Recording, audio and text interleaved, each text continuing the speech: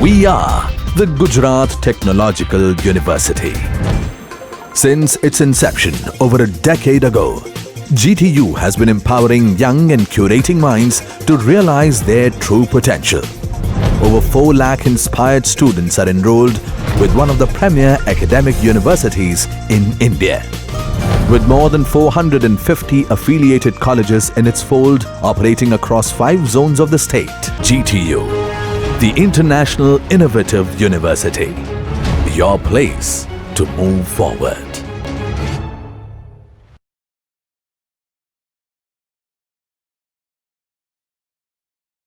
Hello everyone. Since our last three lecture, we are discussing about looping statements in C. In our last three lecture, we had discussed about firstly with while loop, then we had discussed about do while loop. In our last lecture, we had discussed about for loop.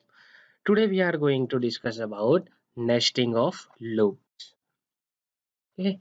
So when a loop inside another loop is used, it is called nesting of loops.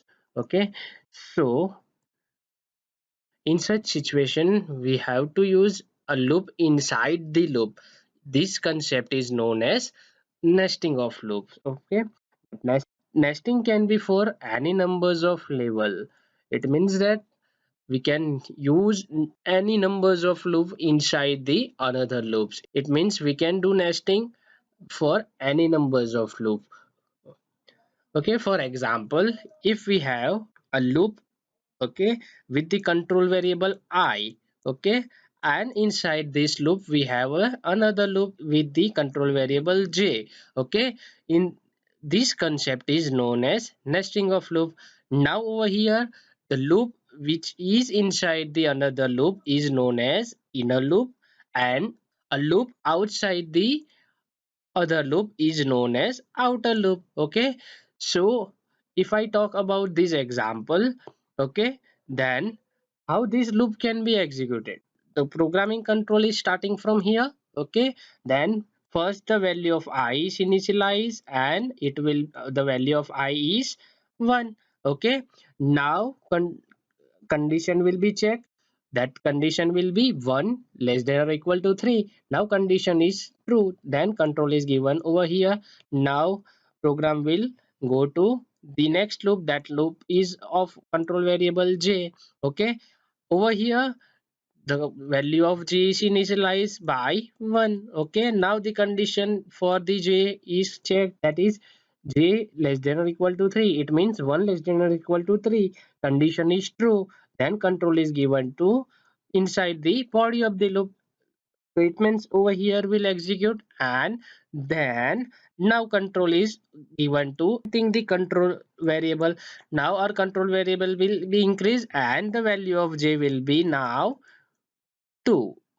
From here now control will given to given over here. Condition will check 2 less than or equal to 3. Then condition is true and control again given over here. Okay, statement will execute and control again given to increment. Okay, now the new value of j will be 3. Okay, then control given to the condition will check 3 less than or equal to 3. Condition is true, control given to inside the body of loop. After executing the statements, now control given to increment. Now the new value of j will be 4. Okay, and condition will check 4 less than or equal to 3. Then condition is false. So mm, control now given from here to here. Okay, now over here if any statement is there, then statement will execute, otherwise it will give control to increment the value of I. Okay, now the value of I will be incremented and it will be now 2.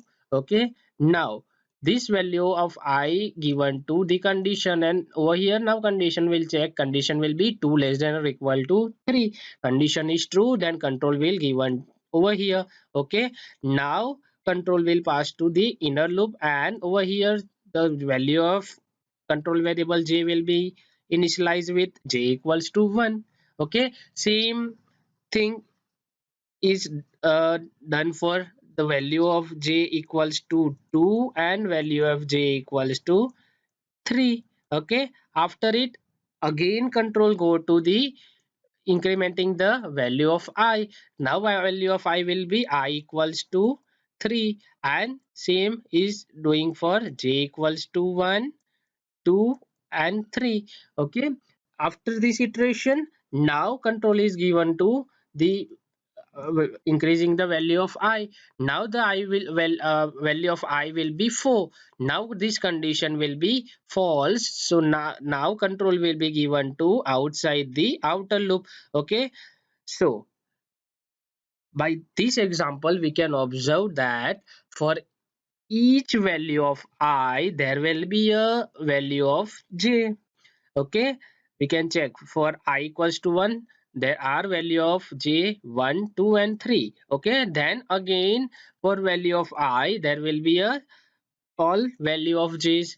Then again value of I there will be all value of j's. Okay, so after, so from this we can note that each control variable of outer variable has appropriate inner loop control variables value. Okay, now we have to keep one thing in mind over here, that is the outer loop should not end between the starting of inner loop and the ending of inner loop. It means that we cannot end this outer loop inside the inner loop. Okay, now we will see an example related to nesting of loop.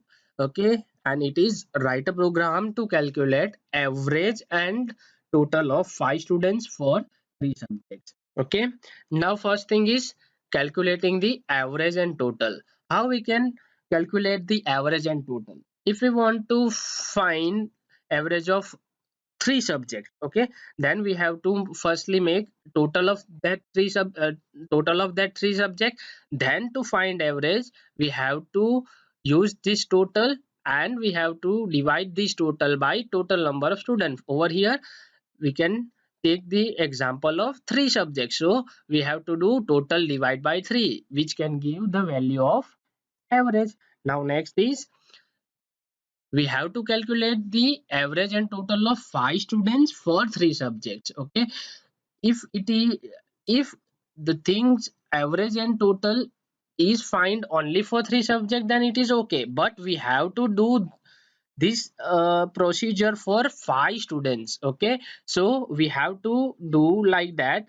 For student 1 we have to enter 3 subject marks, then we have to find average and total of the subject, then we have to do for second student, then we have to do for third student, up to 5 we have to do this both thing. So how can we achieve this? Okay, so firstly we have to take outer loop, and we will take this outer loop for students, because over here we have two things, students and subject. Over here we have 5 students, that's why we are taking outer loop with the range of 1 to 5. Okay, and we will take inner loop for subject, and over here we have a 3 subjects, and that's why we are taking the inner loop with the range 1 to 3. Okay, we already mentioned the loop over here. Outer loop is start with the control variable I, and it is initialized with 1, and it is go up to it number 5.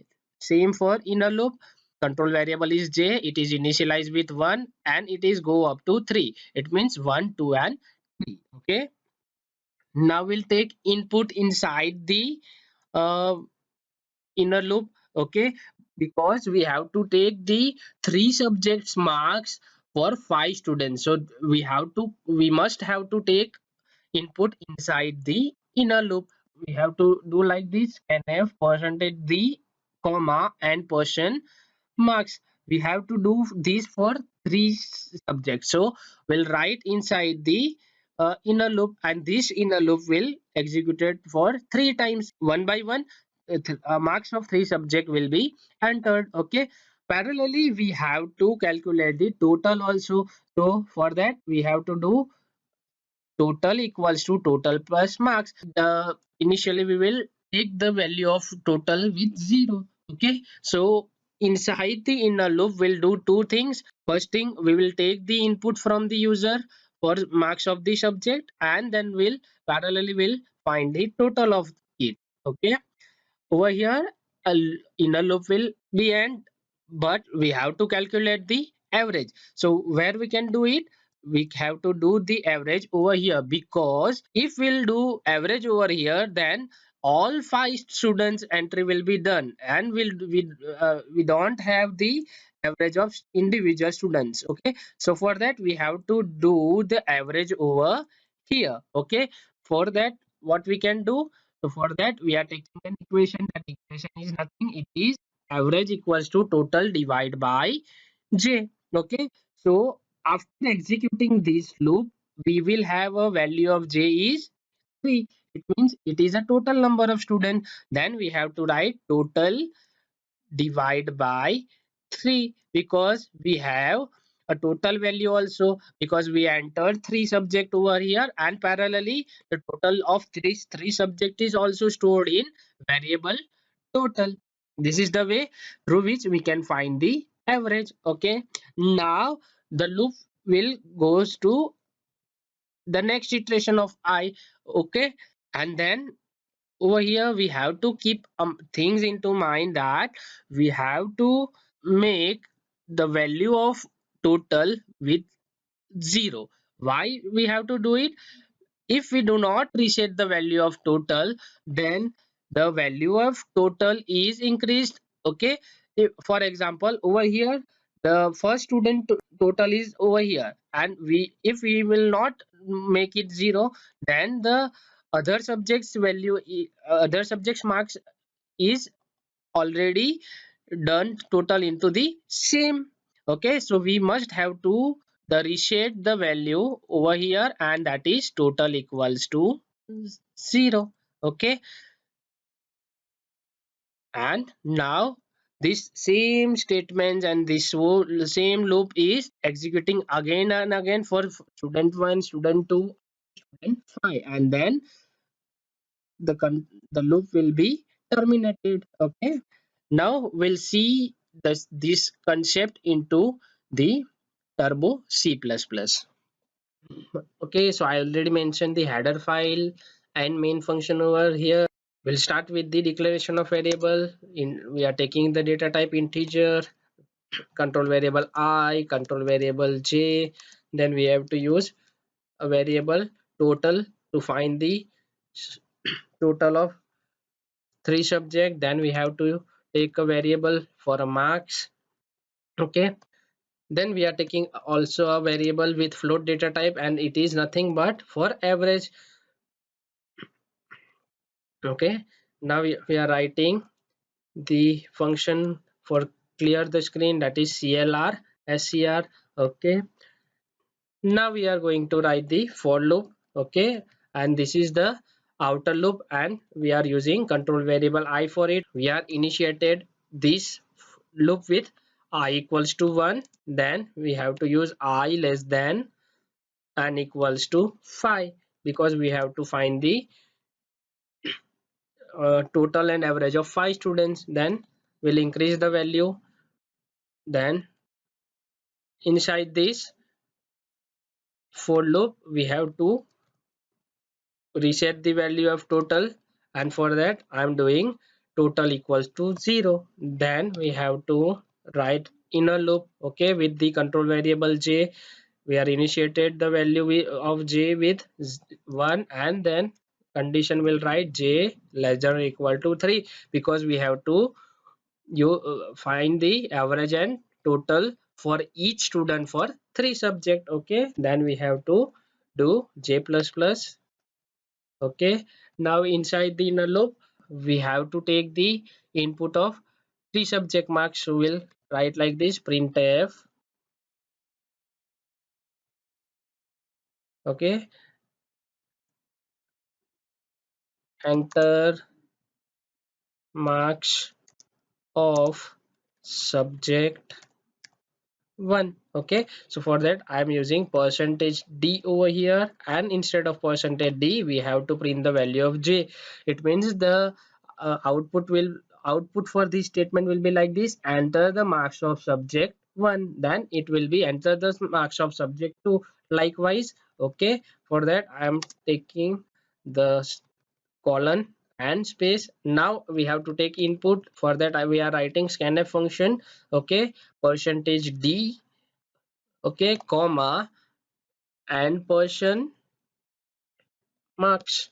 Okay, this statement, two statement will executed again and again for 3 times, and it will take input of 3 subjects marks. Okay, now parallelly we have to find the total also. For that we have to write total equals to total plus marks.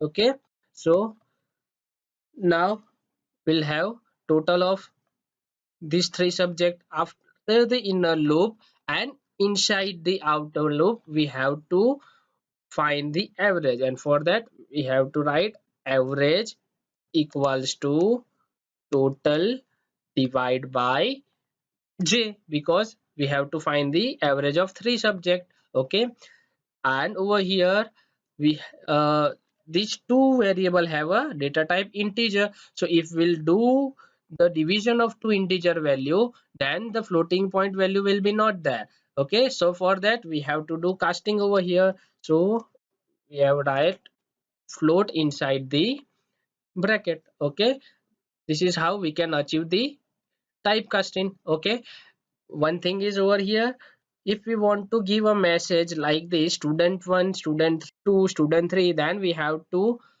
write inside the outer loop and outside the inner loop a message like this: printf student percentage d, it means student 1. Okay, instead of percentage d we have to print the value of I. Okay, and we have to use slash n also, so it will print the next printf statement in new line. Okay, so after calculating the average, we have to print the value of total and average of each student. So we have to print that value also, and that we have to do outside the inner loop and inside the outer loop. So we'll use printf statement over here. Firstly we'll print the total over here: total of 3 subjects marks are, okay, will write percentage d. Okay, from where we can find the total, so it will be from total variable. Okay, so that's how we'll write. Okay, we'll use slash n also because we have to print next value, next printf statement in next line. Okay, over here we have to print average. Okay, so average of 3 subjects marks is, okay, we'll use percentage f because our avg variable is of data type float. Okay, we have to write avg over here, that's it. After the outer loop we have to write ch. Okay, okay, before executing we have to keep one thing in mind, that over here we cannot take the value of j, because when this loop is terminated the value of j is 4, then and then this condition is false and loop will terminate. Okay, so over here we have 3 subject only, and over here j will return value 4. So what we can do, we have to decrease value of j by 1. So I have to write j minus 1 minus minus, then now j value of j will be 3. Okay, so I can use like that. Now I will save my program by pressing F2, then will compile a program to check the error. For that we have to press Alt F9. There is no error. Now we are going to run our program by pressing Control F9. Okay, it is asking for first student and marks of subject 1. For example, I am entering 50, then I am entering for second subject 60, then I am entering for third subject 17. So what will be the total and average of it? Total will be 180 and average will be 16. Okay, it is giving us total is 180 and average of the three subjects marks is 60. Okay, now it is asking for second student. Okay, so for that, for example, I'm entering 30, 40 and 20, so it will give us. Then it is asking for third student. Okay, for example, I am entering 73, 84, 90. According to it will give us the output. Okay,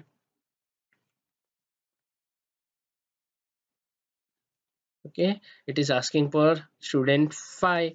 Okay,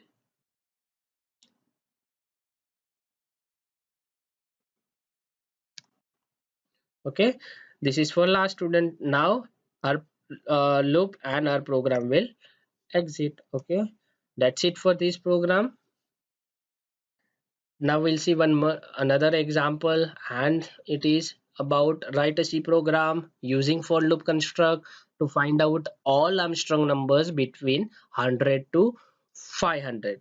Okay, over here we have to we have considered that number is of 3 digit only. Okay, we'll start with the first thing, that is Armstrong number. Okay, so what is the concept of Armstrong number? We, for example, I'm taking a number and that number is 153. Then firstly I have to separate the all 3 digit from this number. Okay, then I have to take a cube of each separate number. Okay, for example, cube of 1, then cube of 5, and then we have to take cube of 3. Then we have to do summation of all these three value. Okay, and what will be the answer of this answer must be same as our original number. Then and then we can say this number is Armstrong number. What will be the next thing? They are giving us a range between 100 to 500. So we'll start with first with the range. So they are giving us a range between 100 to 500. So our initial value of the control variable will be I equal to 100, and will have a condition is I less than or equal to 500. So likewise we are mentioning the initial value and condition. Okay, now next we have to create the body of the loop. Okay, inside the body of the loop we have to write the concept of Armstrong number. Okay, so how can we do it? Okay, for that firstly we have to separate the all digit from the number. Okay, now over here we have a number. We can get the number from the control variable. Okay, for example, first number is 100, and in next iteration number will be uh, 101. Okay, so for that firstly we have to initialize some things. That first is number equal to I. Okay, over here we have to keep the value of I safe because we are using I as a control variable. So for that I am giving the value of I to number. Okay, second thing is that we have to also compare the result of these with the original number. That's why I also have to keep the value of I safe. That's why I'm giving the value of I to variable number. Now I am doing the process of Armstrong number on this number. Okay, now firstly I have to separate all 3 digit from this number, and for this we already discussed how can we separate the digit from any number. Okay, we already discussed that things in the program of reverse number. For that we have to use the concept of modulo 10. Okay, so we have to take num number modulo 10 and we will store it into the remainder. For example, 153 modulo 10, it will give us the value 3. Okay, now what we have to do? We have to do the cube of this remainder. For that we have to write equation like this. For example, sum equals to sum plus r cube. Okay, so in every iteration we have to find the remainder and we have to do the cube of the remainder, and then we'll add into the sum variable. Now for the next iteration we have to make the value of n. For that for that we have to write number equals to number divided by 10, same as reverse number. Okay, so we'll do like this, so it will give us 15. If we'll do 153 divided by 10, then it will give us 15. Now this 15 I'm using in second iteration, like 15 modulo 10, that equals to 5. Okay, now I am finding the cube of it and I will add into this. Okay, same procedure is repeated till number is greater than 0. Okay, so what will be the condition for our inside loop? That is number greater than 0. At the end we will have some value in variable sum, and we have to compare this value with the value of I. Okay, now we'll write the equation over here. Okay, so we'll firstly initialize two variable, that is number equals to I and sum equals to 0. Now we are taking a while loop, same as a reverse number program. Okay, inside that while loop we'll write the condition number greater than 0. We already discussed this. Then our equation, that is R equals to number divided by 10, then sum equals to sum plus r cube. Over here in C we cannot write r cube like this, that's why we have to write r into r into r. Okay, then for next iteration we have to do number equal to number divided by 10. Okay, these three iteration executed again and again till the value of number is greater than 0. If the value of number will be 0 or less than 0, then this loop will terminate. Okay, so we'll write this all this for a while loop inside the our for loop. Okay, inside the our outer loop. Okay, now I have to compare the value of this sum with our original number. Our original number is stored into the I, so I'm comparing it by using if statement. If sum equals to I, if this condition is true, then and then we can say that particular number is Armstrong number. Then I have to write printf statement over here.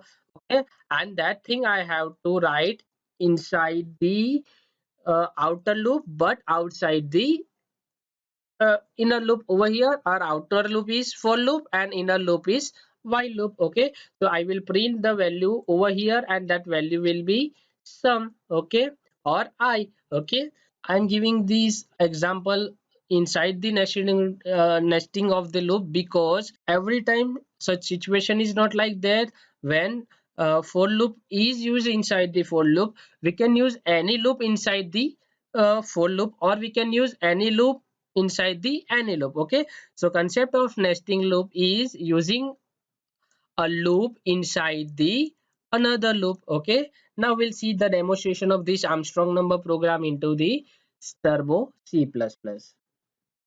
Okay, over here I already mentioned the header file and main function. Will start with the declaration of the variable. We require the control variable I, then we have to take number variable number, then we are required a reminder, then we have to take sum equals to 0. We are initializing the variable sum with 0.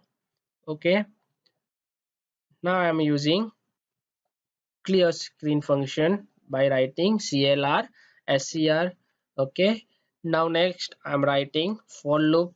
Okay, over here we had given a range and range is between 100 to 500, so I will initialize my value I with the 100, and then the condition will be I less than or equal to 500. Will increase the value.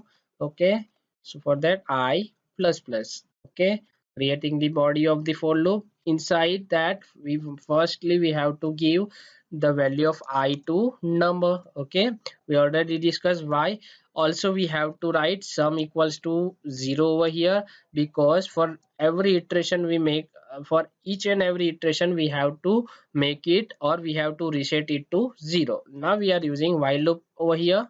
Okay, inside the while loop we have to write condition, and condition is nothing but n greater number greater than 0. Okay, now we are creating the body of the while loop.